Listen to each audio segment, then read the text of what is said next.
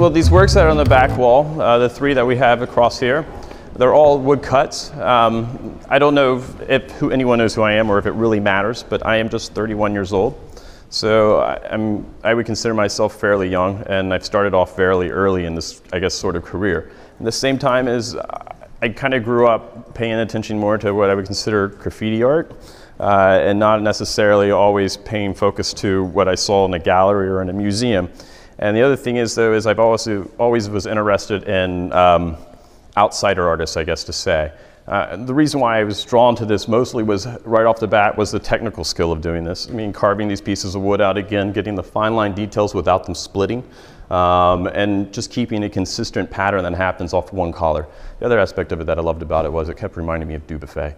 And Dubuffet is an artist that I have loved for years, and it reminded me of some of the scroll prints that he had done early on in the 70s. And I felt like this artist at the point is actually new art history, but at the same time is trying to recreate these ideas of mark makings in their own time and kind of make it more of a generational thing. The other aspects is that what I really like about printmaking past the three here is that the chance of being able to make something quick and simple, and at the same time having something very powerful about it. The portrait here of the Muslim gentleman. You know, from what I see and visually, and I'm speculating on looking at it now, is that this is probably something an artist took maybe 15, 20 minutes to make. So, I mean, the labor wasn't there, but the impact is coming from it. Everything from the use of this, I would say, probably heavy inks or heavy paints, and the way that it was layered on what I would suspect is a piece of plexi, and the way that the artist is getting the texture from over inking is kind of creating this sense of wrinkles and texture in the skin of an older gentleman, and then the artist is simply using what is a photolitho process, I believe, to go right on top of it. And a photolitho is literally just taking a Xerox. You can run gum Arabic over it, and at that point is you mix a little ink and you roll it right on top of it. The funny part is Xerox will the Xerox will take the ink, but it'll reflect water because it's an oil base. So at the same time, that means you can add ink onto it and then take a relief from it. It's a very simple printmaking thing. It's something that's taught in very beginning classes, but when used properly, it can create quite the impact. One of my favorite pieces, which was also our winner, was the large woodcut. That's here to the right. I chose this piece as our second place winner for, well, I will say multiple reasons.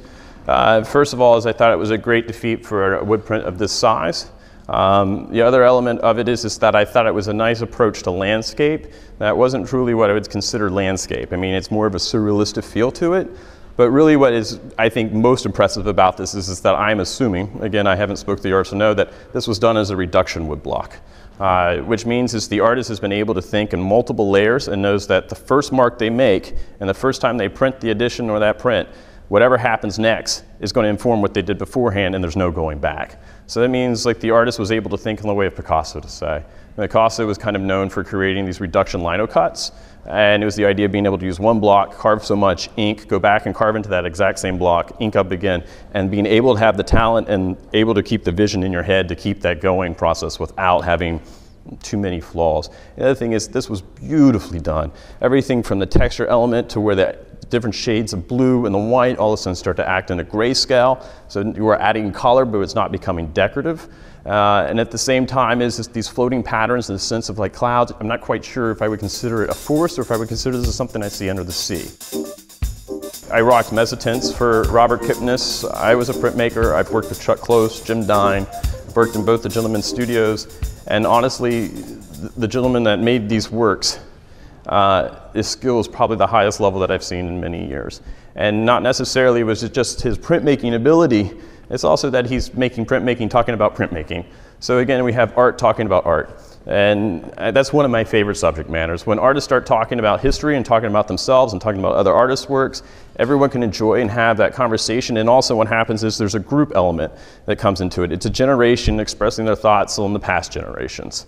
And I think as artists keep growing, we keep seeing more and more of that. Now, looking at these works, everything again about that, well, these are dry points.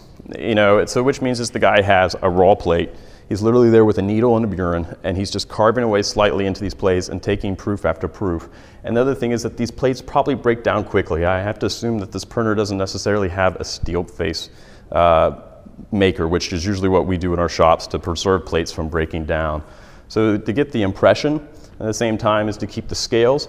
And again, I encourage you to look at these closely and finding like the tight marks to create these black shades. And also it's just perfectly tight.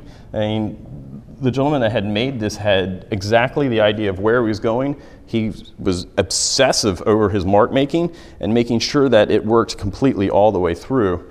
I know we chose this one as our winner, but I was very conflicted by all three because each of them kind of worked together as a set. And I kind of feel like it's a solid body of work on its own. And also that the artist is touching on things that necessarily we didn't see in the past. I mean, he's using implied space again, as well as he's using animation and bringing in the idea of old masterworks. And the other aspect of it is just sometimes the creativity of using a circle line and creating just different depth and variation in the line at certain points to reproduce an image I thought was absolutely quite genius. And you know, not even the artists that I work with now, I think have a skill level, are actually at the same time kind of pushing this idea of art talking about art, which is something that's always important to me. We might as well keep walking around, I guess to say. The three prints here are all silk screens. You know, silk screen is, I would say, considered a younger medium in printmaking. You know, Warhol and those gentlemen kind of really pushed that idea and kind of like had pushed the pop in this idea of reproduction. I found these kind of interesting mostly because of the skill aspect of it, the registration aspect, but also I think just visually they came off okay, and it was kind of a nice sense of thinking that when I saw these that this was probably a gentleman in his 20s that was making this work. It seems like it was someone that's just kind of learning and exploring, but the skill again, and you know, the color palette and the choosing and then doing these runs and being able to, you know, registration is not an easy thing. So I find to get these areas and to get like tight little areas in here to make these things work, not having too much of an overlay, there's not much of an offset, but also understanding skin tone and their colors and the way things should layer to make work out. That was kind of an interesting way. And it also left us visually how we can complete the image on our own. So it's not just something that was given to the viewer as much as that the viewer has to work to get something out of it as well. There's three lithos that are behind us that I liked very much as well. I believe they were titled Iowa City. Originally, I'm from West Virginia, so I hate to say it, deer hunting is a big thing for us. And, you know, sometimes we pick things just in the aspects of it that, you know, kind of makes you think of home. It's very enduring. Again, the work is also very minimal, so it didn't take much to produce the imagery, but the placement and what's happening on it in composition, and also the way that it acts on paper, it draws the viewer in. It's not like something that's like a major impact, let's say like the woodcut. But what happens is because of the sensitivity, because of its size and its scale, it kind of draws the viewer in to where you want to investigate the image even more. The other thing is the artist has a very nice soft hand. And what's really I thought was interesting was that everything that you look here you think is black and white, but as you get closer, especially in the antlers, you'll start to see a sense of red. So I wasn't sure if that was actually part of the litho or if the artist had gone back and did some hand coloring. But just adding a little bit of color to your blacks, also not just make it black. You know, it's a red black, a green black, a blue black. Let's say that he did this in a blue, it kind of would have come off cold and maybe not be as enduring as it is kind of at this moment. I think we probably should do is maybe move into the very last gallery. We'll take a look at some screen prints and some elements of works that were done on canvas there, as well as some tiles and things.